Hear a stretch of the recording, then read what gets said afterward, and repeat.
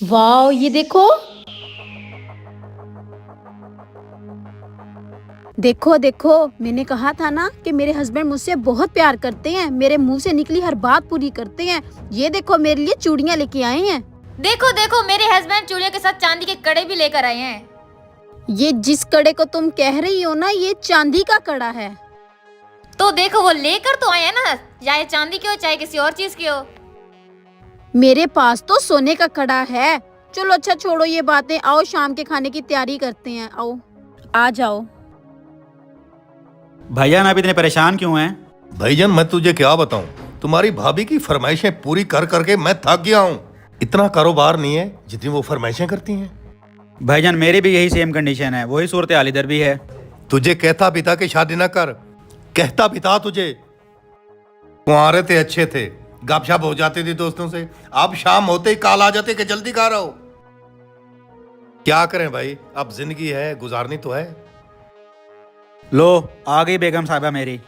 लो भाभी आ गई, खैर हो आपकी यार।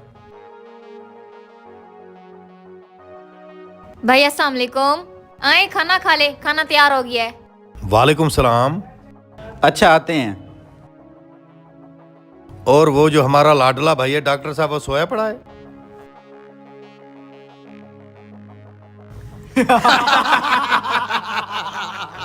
यार खाने का बड़ा मजा आया। तू डॉक्टर बन जा, तेरी शादी मैं धूमधाम से करूंगा। जी जी, चाय तो पी के चले जाओ, हमेशा चाय छोड़ के जाते हो। जी जी ठीक है, मैं चाय ऑफिस से पी लूंगा। खुदा हाफिज। अच्छा जी, ठीक है, अल्लाह हाफिज, अपना ख्याल रखना।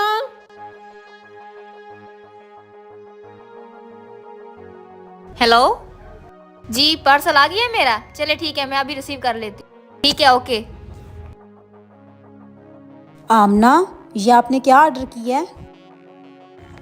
जी जी, मैं ना स्क्रॉलिंग कर रही थी तो ये पर्स सामने आ गया, वही मैंने मंगवाया अपने लिए। आपको तो पता है ना, जो चीज़ मुझे पसंद आ जाए ऐसे तो मैं ऐसे नहीं छोड़ती। बात पसंद और नापसंद की नहीं है। आप लोगों को पता है हम जॉइंट फैमिली सिस्टम में रह रहे हैं। हमने अपने साथ साथ अपने बच्चों के बारे में भी कुछ सोचना है। आपने फजूल में ये ऑर्डर कर लिया, आपके पास इतने पर्स पड़े तो है पीछे। तू कौन होती है मेरे मामलात में ऐसे दखल अंदाजी करने वाली? मैं जो चीज़ भी मंगाऊं मेरी मर्जी। मैं आज शाम ही आपको बता दूंगी कि मैं कौन होती हूँ बोलने वाली और कौन होती हूँ आपको समझाने वाली। इस बात का फैसला आज शाम के शाम होके रहेगा। सुने, जरा मेरी बात सुनिए। आपने तो मुझे बोला था इस घर में मैं आपको इज्जत दिलवा कर दूंगा। वो जो नादी है हर बात पर मुझे ताने देती है। मैं जो चीज भी लूं वो कहते हैं ये क्यों ले रही हो, ऐसे क्यों कर रही हो, ये कोई तरीका है? अब हैं? आपने मुझे पहले क्यों नहीं बताया? उसकी इतनी जरूरत कि आपको बात करे वो? मैं अभी इसी वक्त जाके अपने भाई से बात करता हूँ। अब आएगा असली मजा। मुझे कहती थी ना, अब पता चलेगा। मुझे बोलती थी ना, देखो तुम्हें दिखाती हूँ कि मैं क्या हूँ। नादिया बेगम, घर की निगरानी कैसी जा रही है? बस ठीक ही जा रही है। आप इतनी परेशान क्यों हैं? खैरियत तो है?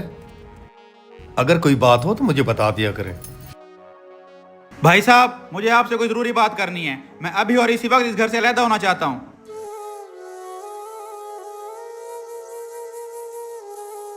ऐसी कौन सी बात है? और इस लहजे में पहले तो आपने ऐसे कोई बात नहीं की। ऐसी कौन सी कियामत टूट पड़ी कि ये तुम भूल गए कि तुम अपने बड़े भाई के सामने बात कर रहे हो? बस भाई साहब, बस बहुत बर्दाश्त कर लिया हमने। आपकी बेगम हर वक्त मेरी बेगम को ताने देती रहती है यहाँ पर।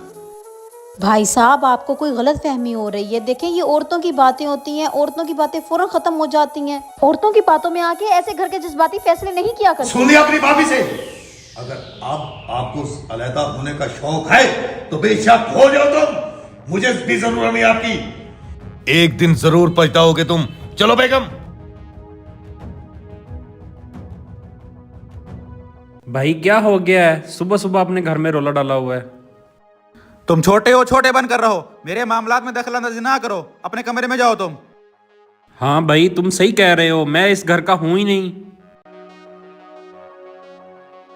मैं यही चाहती थी। आपने बहुत ही अच्छा किया इनके साथ आज। अच्छा तो भाई इधर बैठे हैं।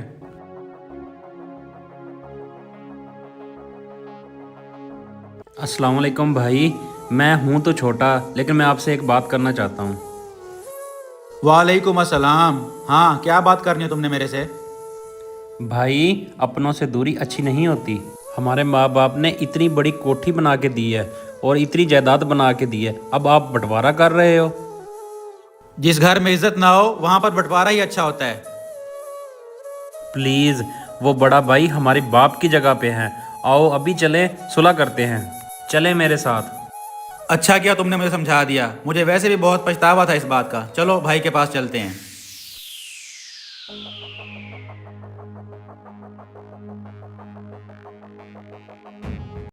भाई।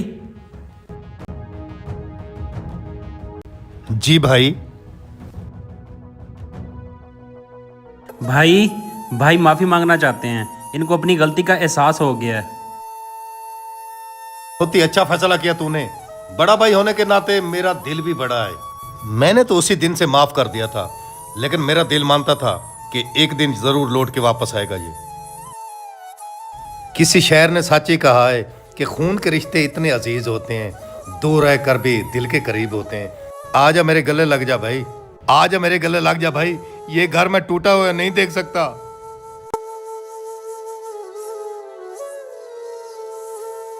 आप बिल्कुल ठीक कह रहे हैं। मैंने भी इसको यही बात समझाई है कि आज जो कुछ हम बचाएंगे वो कल को हमारे ही बच्चों के काम आएगा।